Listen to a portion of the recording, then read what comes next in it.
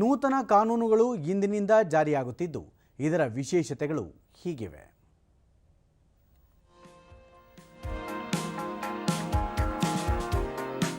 ಭಾರತೀಯ ನ್ಯಾಯ ಸಂಹಿತೆ 2023, ಭಾರತೀಯ ನಾಗರಿಕ ಸುರಕ್ಷಾ ಸಂಹಿತೆ 2023 ಹಾಗೂ ಭಾರತೀಯ ಸಾಕ್ಷಿ ಅಧಿನಿಯಮ 2023 ಕಾನೂನುಗಳು ದೇಶಾದ್ಯಂತ ಜುಲೈ 1ರಿಂದ ಜಾರಿಯಾಗಲಿವೆ. ಇದರಿಂದ ಭಾರತದ ನ್ಯಾಯಾಂಗ ವ್ಯವಸ್ಥೆಯಲ್ಲಿ ಹೊಸ ಅಧ್ಯಾಯ ಪ್ರಾರಂಭವಾಗಲಿದೆ. ನೂತನ ಕಾನೂನುಗಳ ವಿಶೇಷತೆಗಳು ಹೀಗಿವೆ.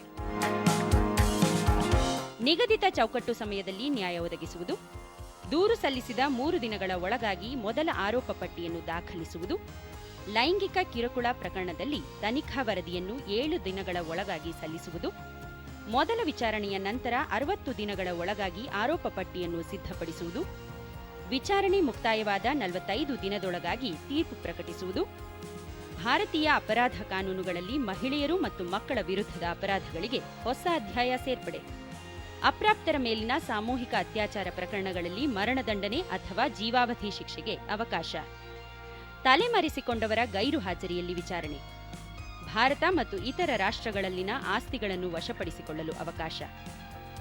ನೂತನ ಕಾನೂನುಗಳಲ್ಲಿ ತಂತ್ರಜ್ಞಾನಕ್ಕೆ ಹೆಚ್ಚಿನ ಆದ್ಯತೆ, ಸಾಕ್ಷ್ಯಗಳ ದಾಖಲೀಕರಣದಲ್ಲಿ ಹಾಗೂ ವಿಧಿ ವಿಜ್ಞಾನ ಪರೀಕ್ಷೆಗಳಲ್ಲಿ ತಂತ್ರಜ್ಞಾನ ಆಧಾರಿತ ಸಾಕ್ಷ್ಯಗಳ ಪರಿಗಣನೆ.